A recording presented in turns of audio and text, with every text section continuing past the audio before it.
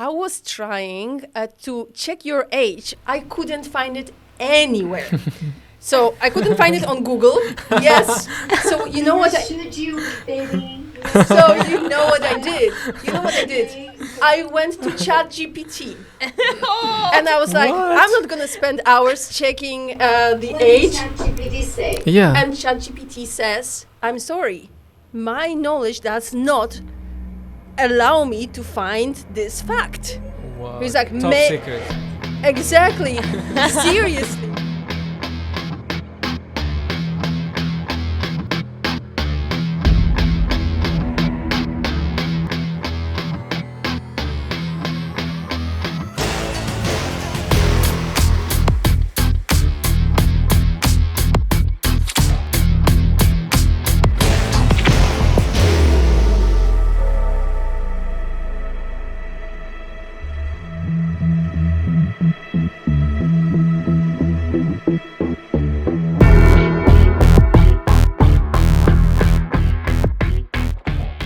Hello, everybody, and welcome to Season 3 of Fractured, our informative podcast that talks about refugee crisis, so-called refugee crisis, events related to it, the good practices, but also the challenges related to the situation of refugees. In the world, we have this special focus on Europe, but we also speak about the situation in refugees' home countries. And this is Season 3. You can listen to Season 1 and Season 2 on your favorite podcasting platforms. And there are some changes that we're introducing with Season 3. So the first change is that right now you can not only hear us, but you can also see us. So we encourage everybody to go on YouTube or Spotify when you can see our wonderful studio and production house in Athens, Greece. But the second important change is that I am getting a co-host. So here to introduce my co-host, Rashid Gali. Thank you so much. Rashid, would you like to say a sentence or two about yourself? Rashid from Western Sahara. I'm here to help the podcast and spread a good information for the world because we know that there is a lot of misinformation. So I'm here to help with that. Rashid is also one of the forces behind making us visual. Apparently, I'm a dinosaur in this area. I prefer to listen while doing my morning yoga or going for a walk. But here's Rashid and Davud behind the camera, Majid, Suda, and Doug, who got me into recording the visuals as well. I know, it is good for the podcast, and we're going with that. Guys, Season 3 is live, and one thing that is not going to change is the fact that we will be bringing you wonderful guests, experts in their area, people who lived certain events that we want to discuss here and can bring us deeper to the situation of the countries we will be speaking about. So without further ado, we are going to introduce the first guest of Season 3, which is wonderful Shila Ommi. Thank you very much for joining us today. Thank you for having me, Sonia. Shila is a director, a writer, producer, and actress. I'm sorry, my American husband tells me that I should not say actress, I should say actor in order not to discriminate potentially. So Shila is an actor, a star of Apple TV show called Tehran. And the fact that Shila is a wonderful actress is without any discussion. But the reason why we invited Shila is not necessarily for her acting skills. We want to talk to Shila about the situation in Iran, her home country. And we're going to do it in the context of the anniversary of death of Mahsa Amini. But before we get to this point, Shila, I would like to ask you to tell us a little bit about your past, your journey. You were born in Iran. You lived for most of your life in the United States. What are your connections right now with Iran?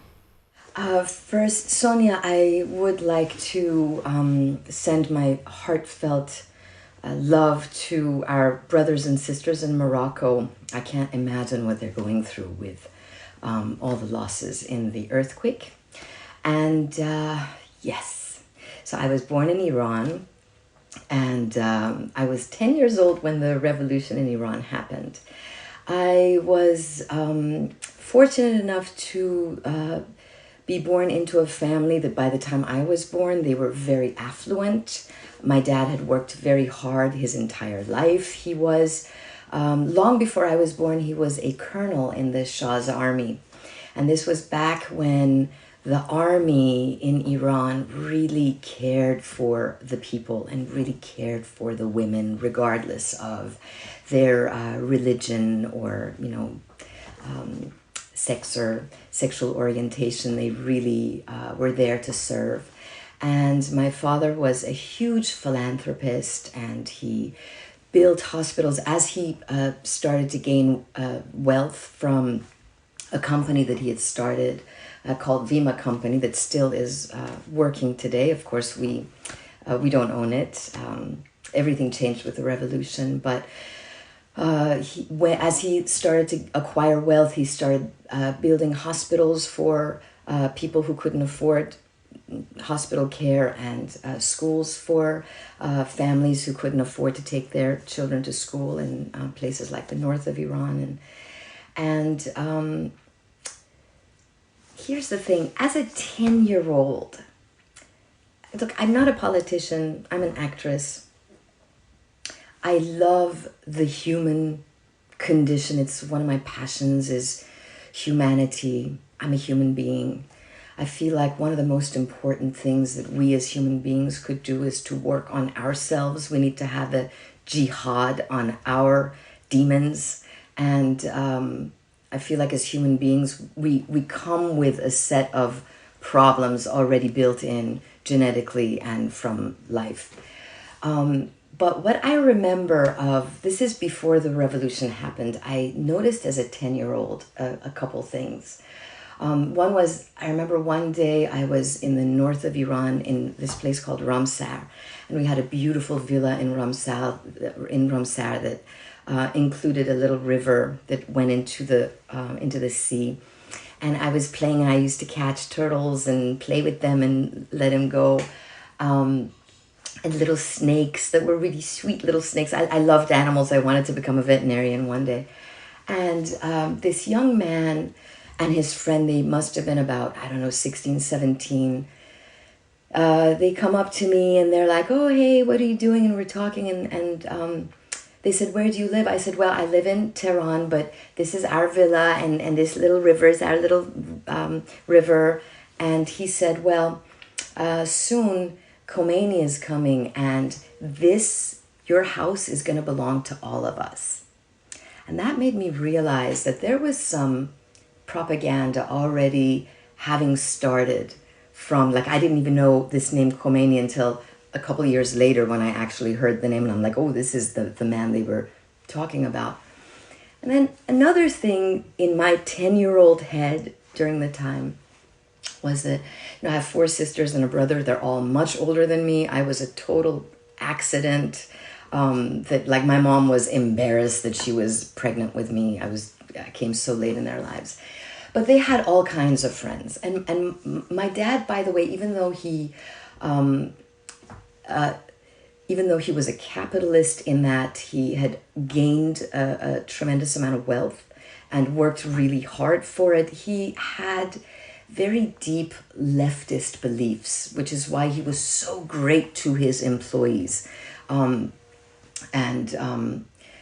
he would always, I don't want to take too long, but just loved everything about leftist ideology as far as the social structure and how they take care of everyone. And so my sisters and my brother had friends, all kinds of friends. And what I noticed is that whenever their leftist friends would come over, my 10-year-old brain, I didn't like them.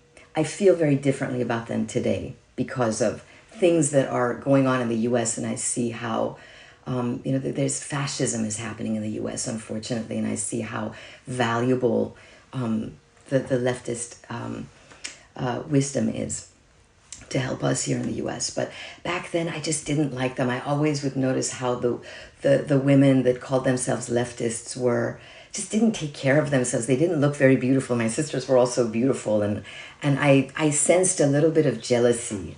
And again, it's my 10-year-old self. But when the revolution happened, and years later, I realized that these leftist kids who were going to school, that didn't realize how lucky they were because the Shah was allowing them to go to school and paying for a lot of their education. But in hindsight, I felt like for a long time that these kids, they were so naive that instead of doing the work on themselves and dealing with their own problems and the problems of their families and the problems of themselves, their own narcissism, their own whatever that we all have, that they were putting the magnifying glass on society and, the Shah and being leftist, and they were so brilliant, they're learned, they're so educated. But unfortunately, their form of education was just, had nothing to do with working on themselves as human beings, which is what I feel is important. And then, of course, as you know, with the revolution, the fundamentalist Islamists were standing by. So they used these naive kids of the left who started the revolution. And the Shah left because he cared for them too much. He didn't want to kill them. So he thought, okay, I'll just leave the country and things will calm down. But the fundamentalist Islamists took over. And what they called today they call it a bloodless revolution, started off bloodless because the Shah didn't want to spill blood. But when the fundamentalist Islamic clerics took over, they executed hundreds of thousands of people and tortured them in the worst ways. And this I know because many of these people were beautiful friends of my father's who were amazing philanthropists who had given so much to Iran and, and building cities and caring for. And my dad was on an execution list. So we happened to be in the US by accident. My dad was doing some business and the Islamists took over. And we could never go back. Because if we went back, my dad would have been tortured and executed like all of his friends were. And they had the audacity to publish a book with all the pictures of my dad's friends, their bodies, after they had been tortured and dead, to show because this is how they reigned, was to reign with terror, to scare everyone from standing up against them. And they have been reigning with this terror, the people of Iran for, almost 45 years. Mm-hmm. This is something, if I may interrupt you, this is something that was actually a shock for many people who watched Tehran. People believe that it's not real, that this is how it happens, that when somebody is executed, there's a picture of him in a newspaper. Sometimes there's something on television of people hanging from like different masts or other things. So people of the West, they do not even realize that this is a normal, everyday thing for Iranians. Yeah, and it certainly was. I don't know if it still is today, but it certainly was during the 1980s and, a good portion of the 1990s. So, Shila, you mentioned that when you were 10, you witnessed like the old Iran. So, but now, because people, when we speak, even our generation, we know Iran after the revolution. So we don't, because I remember my brothers and sisters, they were older than me, and they were telling me that rich people were going to Iran because it was like the equivalent of Dubai right now. So how do you think this shift became like this, from this Iran to Iran of where women don't have even basic rights? In your opinion, and why? Yeah, Iran before the revolution was such a beautiful place, and I feel so fortunate that I was able to experience it, up until I was 10 years old. I feel like, what it's the innocence of the kids who revolted, and also the innocence of the Shah at the time, that they didn't realize when they allowed the government to be, because it was only supposed to be taken over by the fundamentalist Islamic clergy for a little while. And they even had people vote for it. And they said, oh, you leftist kids, our religion is just like your ideology. So why don't we just take over the government for a while until we all decide what should happen to it? And these kids didn't realize the evil actions that the clergy was capable of, and neither did the Shah. They just didn't realize.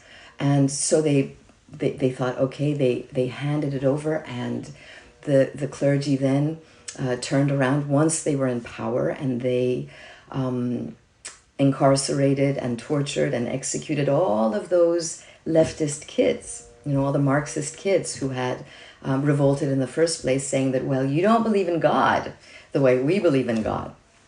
So, and they took the country back 1,500 years ago, which religions do.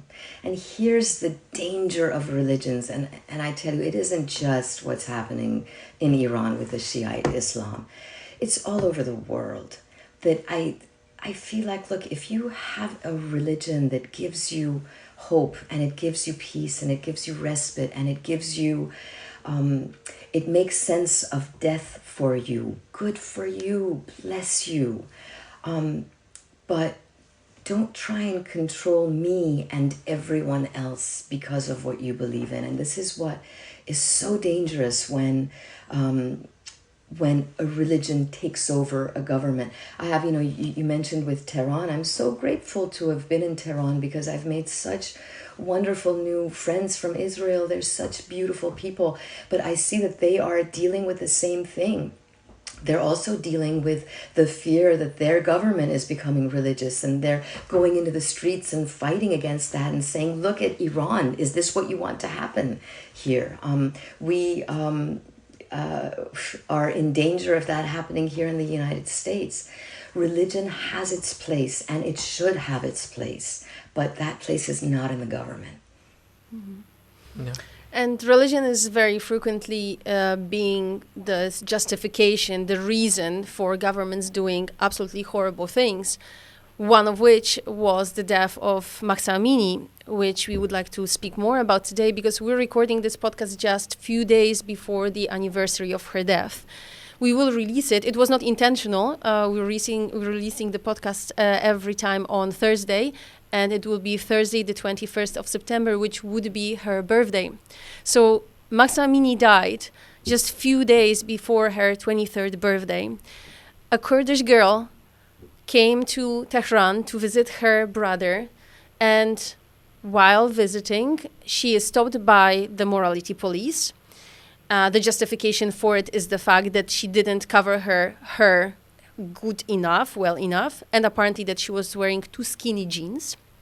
She's being taken to a police station where after several days she's being taken to a hospital, and on the 16th of September she's being declared dead. Police claims that she had a heart attack, but the witnesses who were arrested with her testified that she was actually badly beaten by the morality police just because she was resisting the arrest and the insults at the station. As an outcome of this, big protests start in Iran. People go on streets, demand change. The hijab became the symbol of this movement. But those protests are not only about the hijab, right?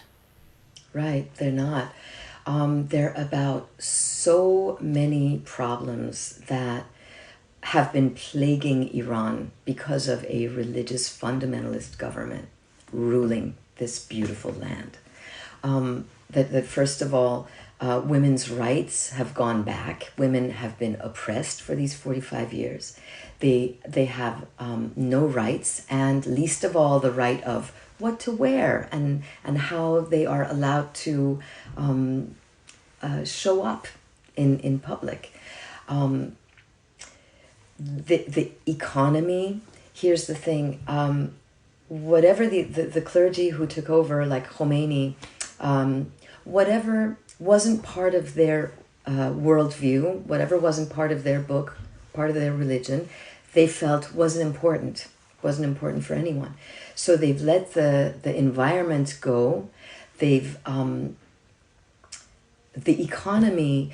Khomeini said when he came to power, he said, economy is for donkeys. So they got rid of all the PhDs in economy, all of the great minds of the economists of the day, by either killing them or taking their jobs away from them, and they gave their jobs to clergy who had no idea about economy.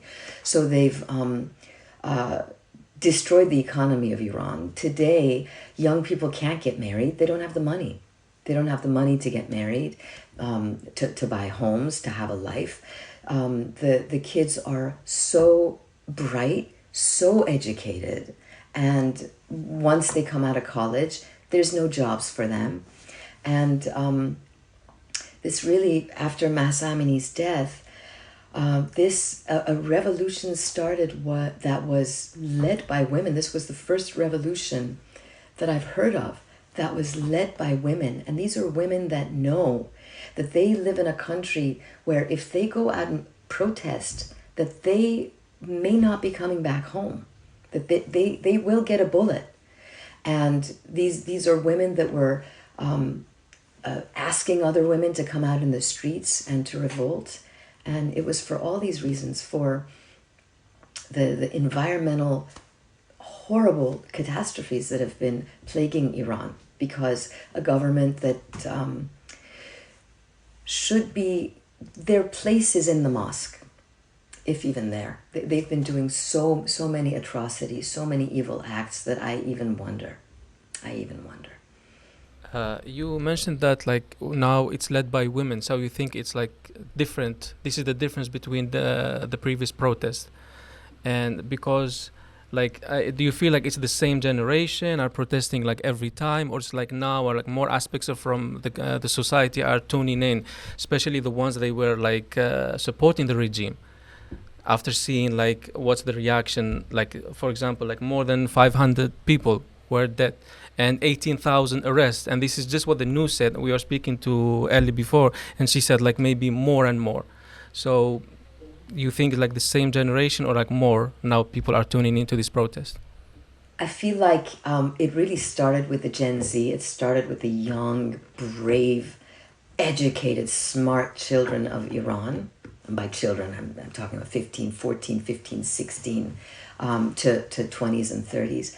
But everyone is up in arms. Everyone is horrified at not just what happened with Mahsa Amini. And also it's important to remember that Mahsa she was a minority. She was a Kurd, and she's also not a Shiite Muslim. Her family was Sunni Muslims.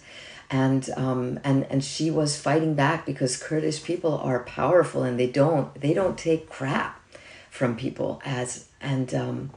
So people are, it shows how much the majority of Iranians are against the minority, that is the fundamentalist Islamic people that have gotten the stronghold in the government. The majority of Iranians love Iranians of all religious backgrounds, of all nationalities. But it's unfortunate that right now they are plagued with a government that doesn't, with a government that only respects themselves and no one else. I absolutely agree with what you're saying, because I read some statistics saying that basically 72% of Iranians say that mandatory hijab for women should not be a thing. It should not be mandatory for women to be forced to cover their hair, and only I believe 15% said that yes, it should be written in the law, that we should go this direction. So there's no actually voice of the people heard in the government, within the regime. But what I really wanted to ask you about, I guess, is the possibility of actually winning something of those protests. So there were very strong recommendations or demands by especially students. The hashtag We Are Iranian Students was very popular at some point on all social media, and they even demanded Iran being put on the EU terrorist group list. So it's very, very, very strong demand. What do you think is actually possible to achieve with those protests? I think it's important for everyone. It's important for podcasts like this to get out there. People throughout the world need to know what's happening in Iran.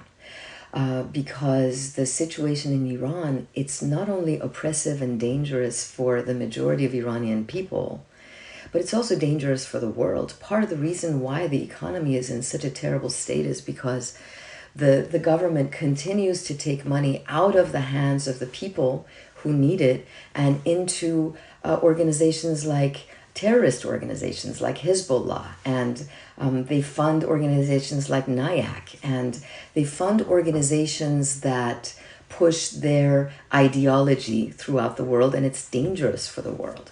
I heard that just yesterday the U.S. passed the Mahsa law that is going to be holding the people of the IRGC accountable for their atrocities toward these people that they murdered. And, you know, they don't just murder, by the way, they don't just execute. These men and women have been raped in prison and tortured in horrific ways before being killed. This needs to stop. We cannot be living in the 21st century and having a government do whatever it wants to people. The world is much more global, and podcasts like this are important. And thank you so much, Sonia and Rashid, for what you're doing, for getting the world to pay attention. Because it will come at your own doorstep. You know, even here in the U.S., we're dealing with, unfortunately, a rise of fascism. And so this is a human issue. We are basically being educated every day by members of our community, because so many of them come from Iranian community, the refugees who are here in Athens and who were forced to flee. And we are also learning how superficial our knowledge about the situation is. Every day they're telling us something more and educate us. But this made us also realize that if we who are so close to them know maybe not fully accurate information, like it, or they do not really reach us. So, and we are really trying to be knowledgeable about those issues, then an average European citizen who may not care that much about the situation in Iran but wants to stay informed, maybe even less information reaches them, right? So this is one of the goals of the podcasts, to spread this awareness. And we will hear from Eli Fazlollah in the second part, which will tell us even more about how the situation here of the refugee community looks like. Yeah, that you would be like shocked to know that many people, they don't know this stuff. They live in their own bubble and they have no idea what's going on. And for us, it's like obvious, yeah, it's here, but for them, it's like, and with all like this like pressure on the government and stuff, like, but the Iranian government are still executing people like day after day from the people they arrested. With all that pressure, do you think like what can be done more? Like, of course, like celebrities like you are like helping and spreading the word, but like, what do you think we can do more? Like all of us as a collective, yeah, as a society. Keep on spreading the word. The problem is that they need to suffer financially, and unfortunately, that's what's not happening. Governments need to wake up and not coddle them and not buy oil from them and not give them money. With what happened in the U.S. years ago, Rosa Parks, who didn't want to sit in the back of the bus. The reason why things changed in the U.S. is because people stopped riding buses. They stopped giving money to they stopped buying bus tickets. So spreading the word is really important, but unfortunately, this is something that can only happen if the Iranian government that is in charge right now suffers financially. But there is also like a risk of turning it into a North Korea, second North Korea, and closing everything and keeping people there. So there is that risk. So they need to be also careful on how they do it, because Iran is like, it's powerful. It's not like any other country. They have mass destructive weapons and stuff. So I think they need to do it really careful, because there's the people there. They need to also care about the people. Yeah, I know. And unfortunately, it is in the hands of the Iranian people. And it just breaks my heart because that government is so ruthless and cruel that I brace myself. Like I know how important it is for Iranians to go out and protest, but it just breaks my heart to know what they're capable of. Because it looks like actually none of those appeals from abroad actually do work. As sad as it is, and I don't want to end on a negative note, but so far we haven't seen many of the executions being stopped. We saw people spending now a year in jail or longer. We saw artists being basically denied their right to create.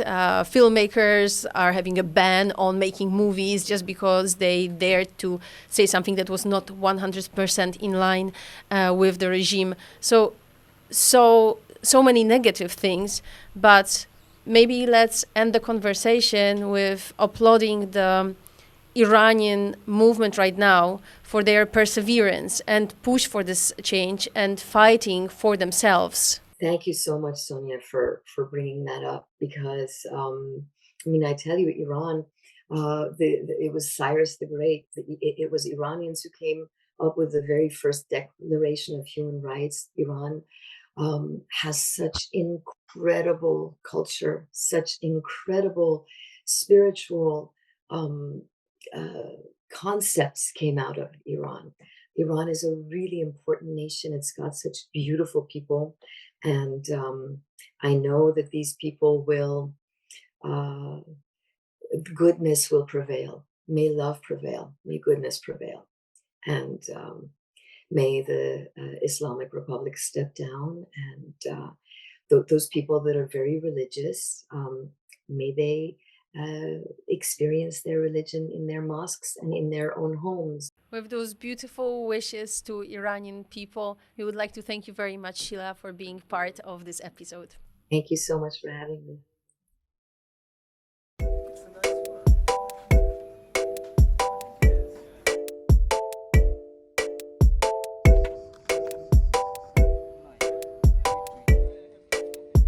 Hi, I'm Sonia. And I'm Doug. And we're the founders of ReFOCUS Media Labs. Our foundation was created in 2018 to give refugees modern media skills, so badly needed in places like this, Lesbos, Greece. We created a studio here on Lesbos, and we are trying to teach people photography, video editing, graphic design, filmmaking, to allow them to enter job markets here in Europe, but also to give them a platform to showcase their work. My name is Yasser. I've started to join ReFOCUS in 2019. We were students. We had no idea that we are going to be a citizen journalist one day. We were just coming to classes to learn new skills, just like the new students right now. And we were interested and motivated by taking photos every day, having a camera in our hands, and doing something that normally a person couldn't do in the island. 1, 2, 3. What ReFOCUS is doing is serving and teaching students every day 2 shifts, and what they're teaching, photography, videography, it's the skill that they can improve and over time in the future use it to have a job. And her face is right on that PowerPoint. The goal here is that this is the start of a career, or this is at least the start of a chance for them to have an equitable future. The beautiful thing that's happening is that our most advanced students are some of our teachers. and they are showing to the new student who is them just a year ago that this is possible and that this is something that they can push for. It's so crucial, so critical to give those skills and those tools to refugees here to make sure that they are creative, that they are artists, that they are journalists, that they are something more than being just a refugee, this label that the whole world puts on them. What makes me different is that I am able to share my voice with the media, with the skills I've learned. Whenever somebody take a look at our news, they feel it. They feel that they are in the situation.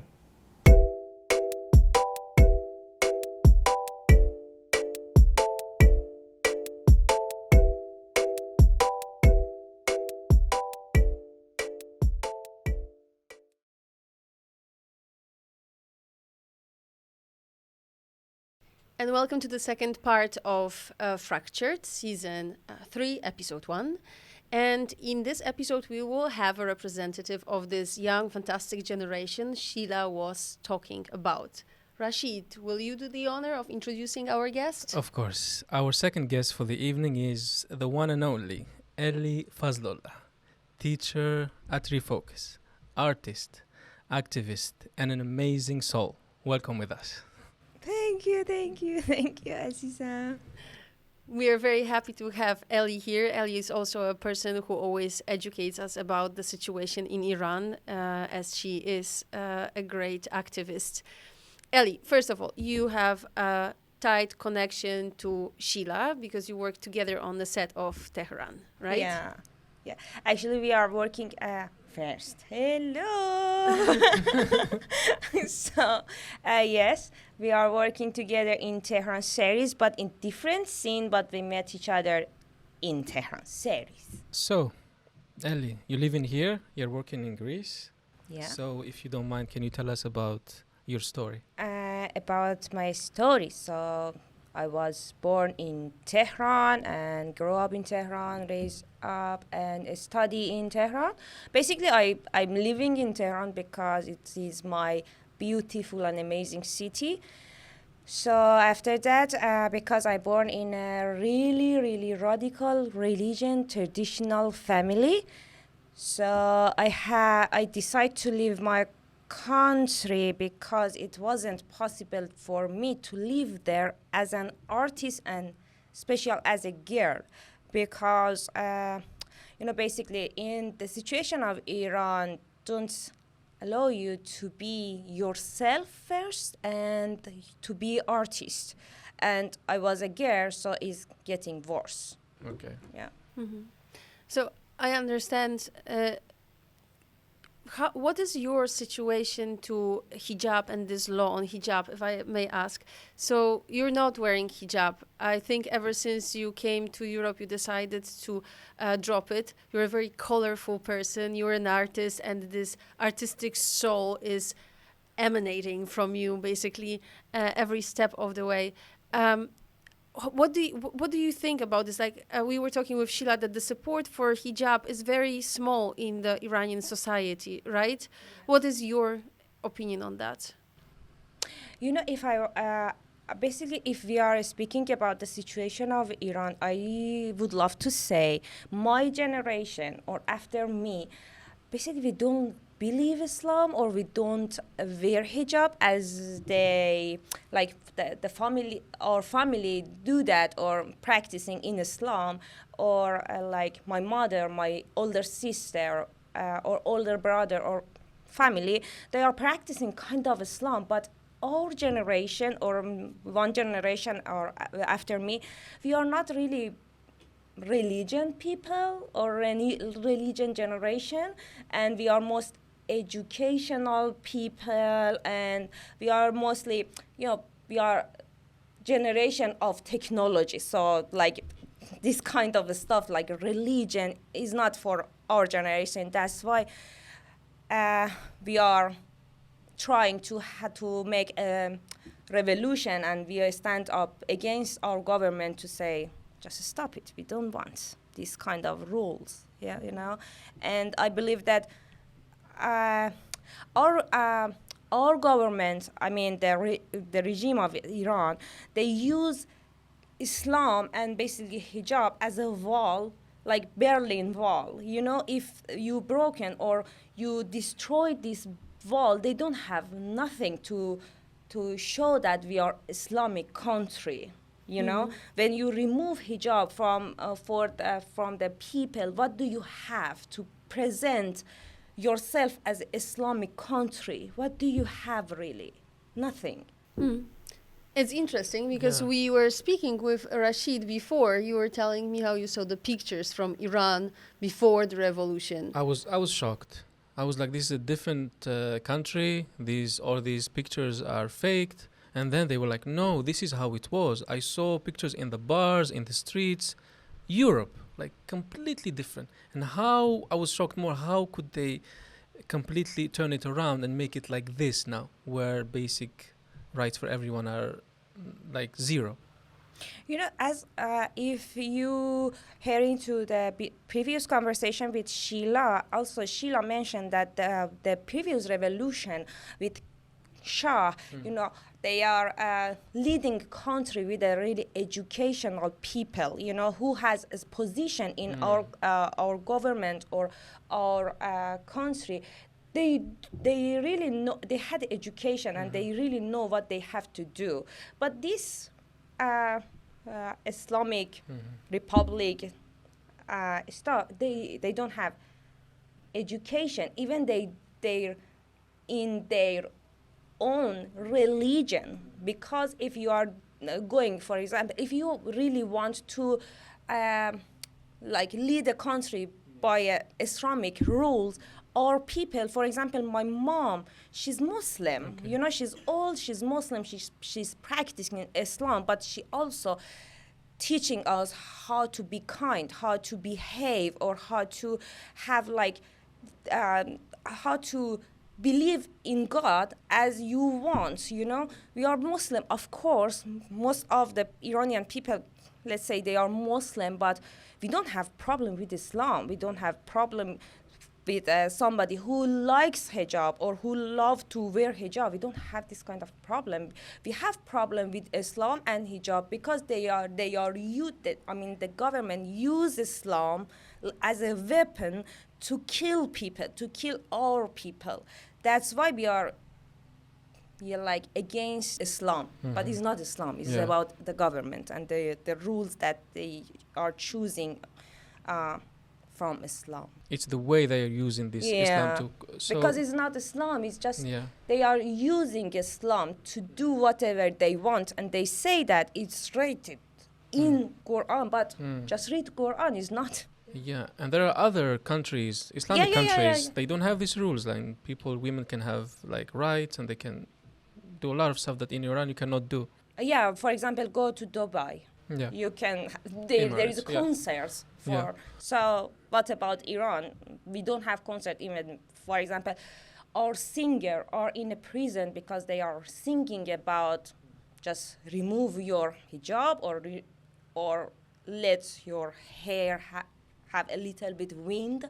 So it's just beautiful. Yeah, but they are in a prison. So it's obvious that there is like this gap between the government and the young people, the one you said, educated people. So because maybe me and Sonia, we don't have connections with people there, you still know people who live there and they give you like updates. Can you like paint the picture for us, like from day to day life? How are they, like the struggles? How do they live with this regime? Again, if I want to speak about like my generation, I can say, for example, I study art in my country. I study graphic design, directing for animation, and I was kind of working in theater. But imagine right now, we don't have a school for theater. We don't have especially for girls. But maybe we have a little bit like wider way for boys. But for girls, it's just nothing. They block everything.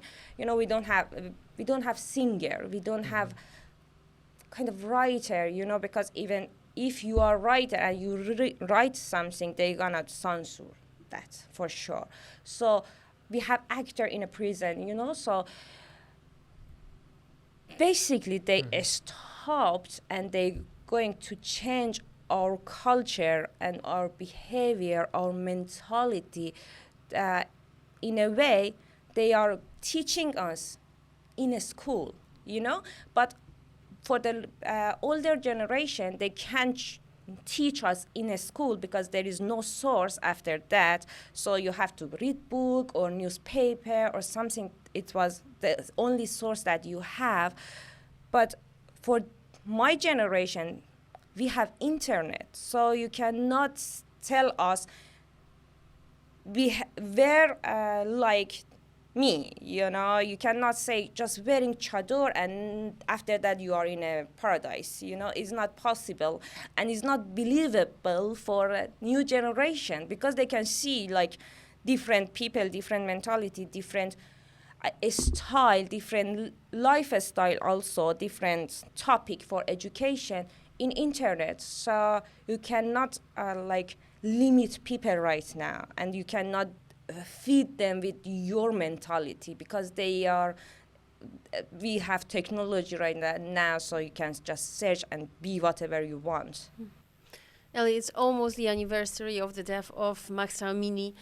And when I think about those events, being honest, one of the first images that comes to my mind is you cutting your hair.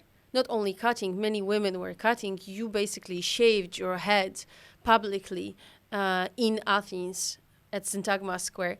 And this really stayed with me as this commitment because I saw how dedicated you were to this cause. It was no bullshitting for social media. It was a real commitment to the cause.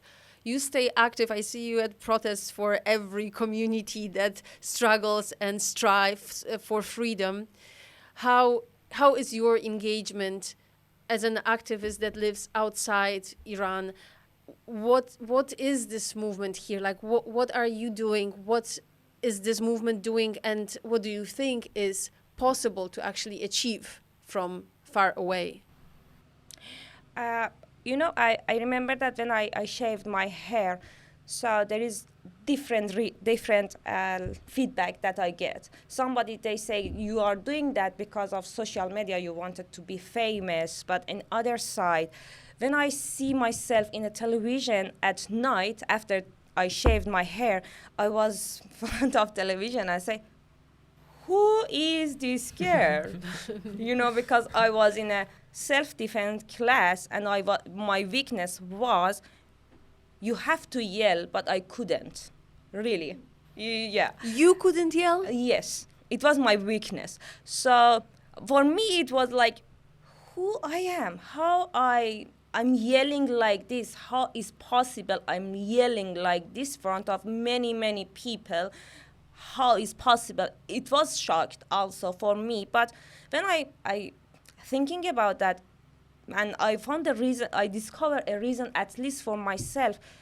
Imagine it was the only time that the world, first level, see Iran and the problem that we face as an Iranian, and then was the first time world say, women of Iran, what do you need? What's happening to you?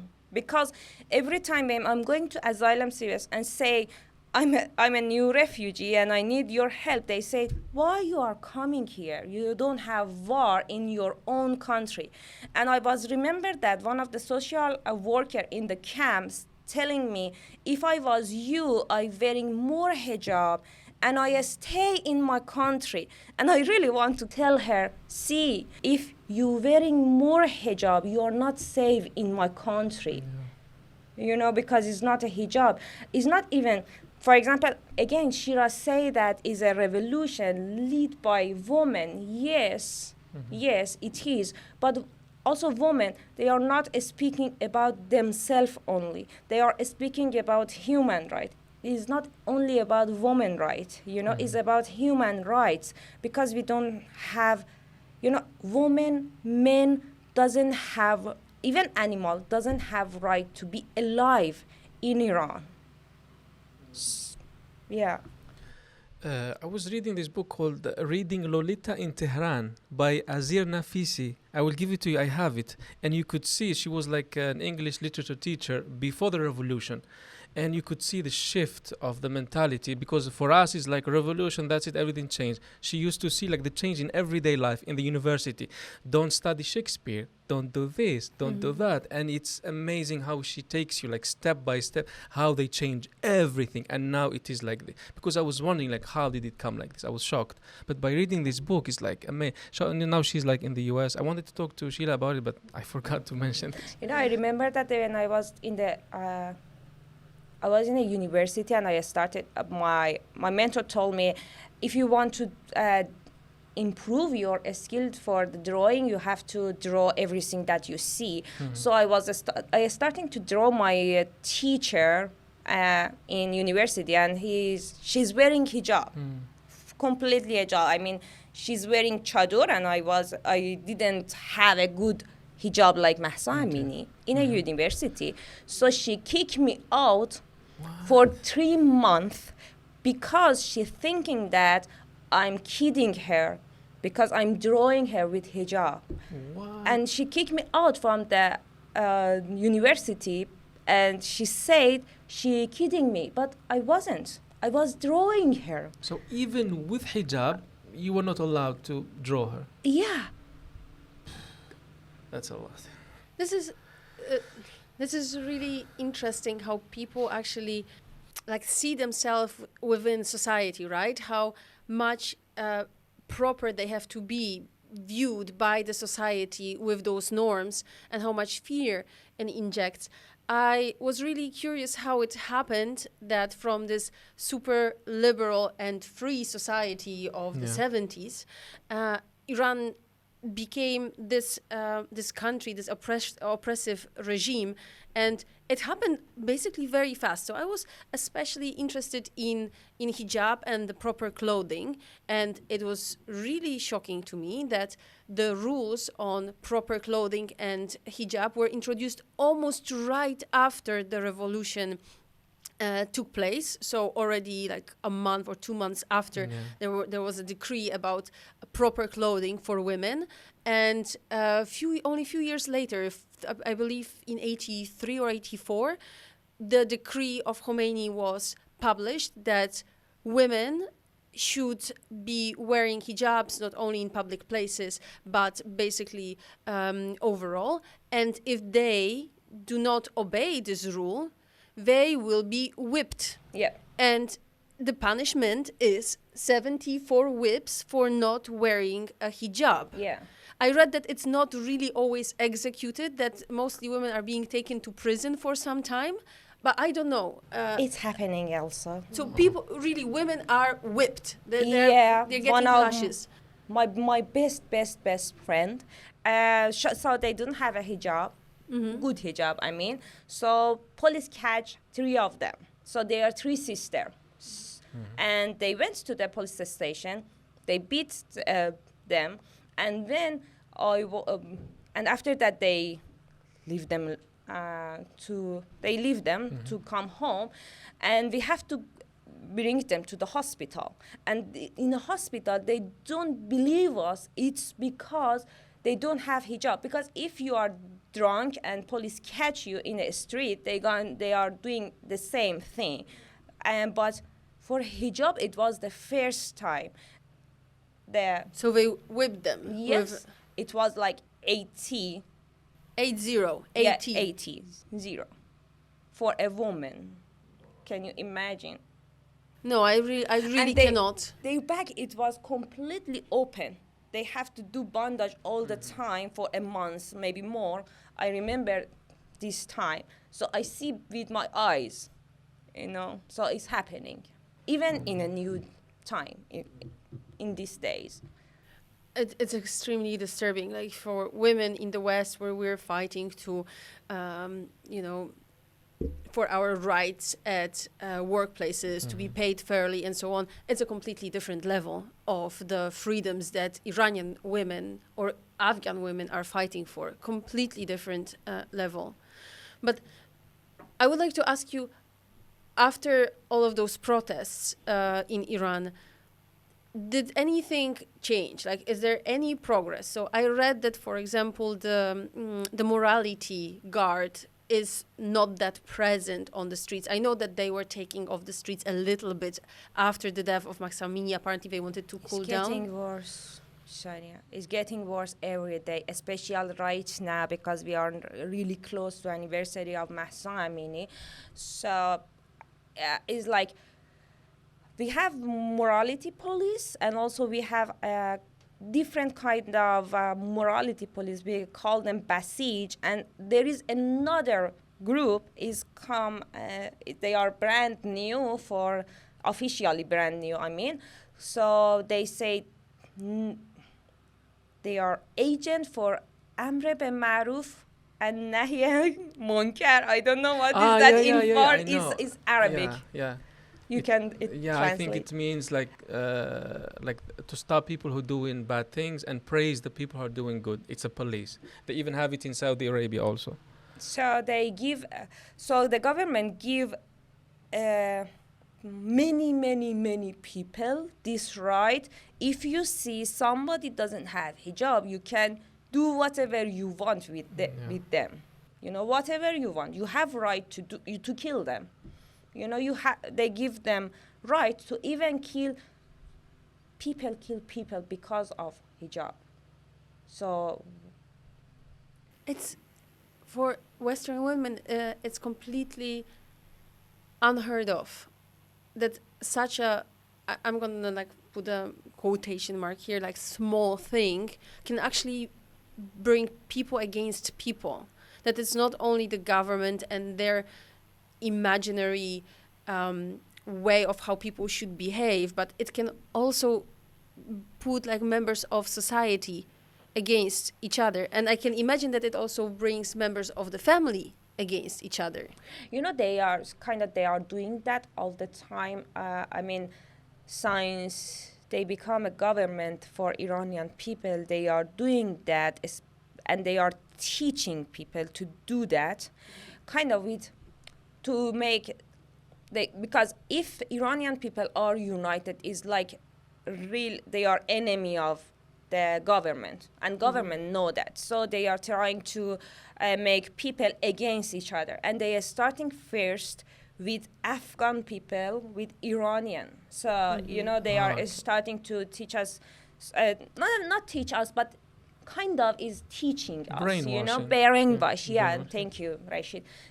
So you are different with Afghan women, Afghan people, you know, but we are not, because we have the same language, we are living together, we have a same culture, kind of, you know, we are speaking, we know they know our problem, we know their problem. So they are starting to say, okay, Afghan, Iran.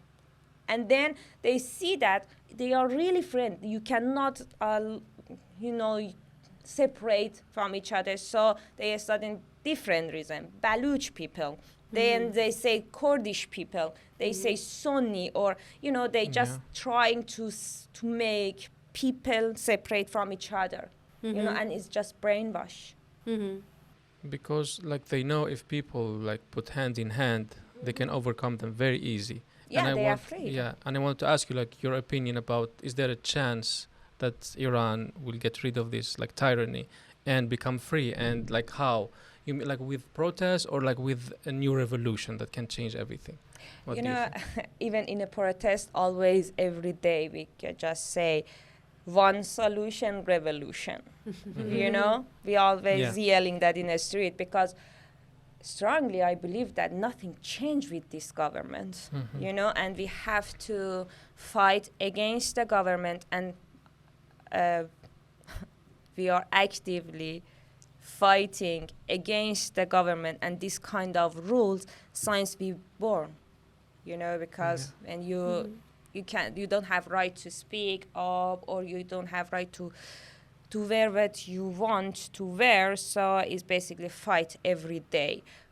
But I believe this generation says that enough is enough, and we are fighting with you until, if the result is death, we are going to die, it's okay, but we're gonna save new generation. Wow. We're gonna save new future, because as you can see, they are like doing chemical gas with the Yeah. like schools of girls, so they are destroying the new generation, so they are mother of Yeah. future, yeah. Mm-hmm. So they are going to kill them, so I believe that we are going to win. Of course not soon, but yeah. And like you could see, like these people are so crazy, they don't care. I read something from when the protest last year happened. He's Mahmoud Salari. He's like the deputy culture minister for artistic affairs. Look what he says after the protest. I am not a representative of the artist. I am a representative of the government of the Islamic Republic. And then he says, the ministry is not responsible for artists who seek their own artistic values, adding that the department does not back artists who would act against the policies of the Islamic Republic. So even the minister of the culture, he doesn't want to protect artists. So I don't know. Really, Because it's really as Sheila said, they are not education people for their position. You know, Yeah. they are just choosing by like different relationship, or they are like they have family member in a government, so you know that's why. Ellie, you touched upon a very interesting topic, because we constantly say that it's about the new generation, the young generation that fights for their freedoms. I saw those images of older women walking and waving their hijabs right after Mahsa Amini died. Was this just like one episode and there were not that many of them? And the other thing I'm interested in, how is it in relation, how are the relations actually within families, you know, like younger generation versus older generation? Are there any support for those protests within this older generation? Because I also heard from one journalist that this young generation, your generation, blames the generation of your parents for how Iran looks like right now. Yes, actually, I was one of the blamer that I blame all the time my father, my parents, and the previous generation. We are blaming the previous generation because they came with a like